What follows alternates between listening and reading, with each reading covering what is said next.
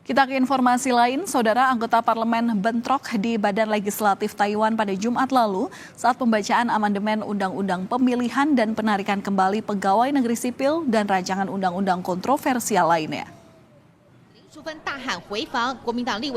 Anggota parlemen dari Partai Progresif Demokratik (DPP) dan oposisi Kuomintang bentrok selama pembacaan ketiga amandemen undang-undang. Kericuhan terjadi sehari sebelum Presiden Taiwan terpilih dan Ketua Partai Progresif Demokratik (DPP) Lai Ching-te akan menjabat.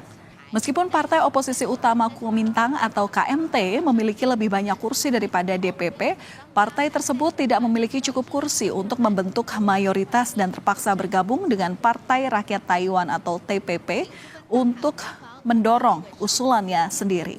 Tetapi DPP menuduh partai-partai oposisi melakukan penyalahgunaan kekuasaan yang tidak konstitusional.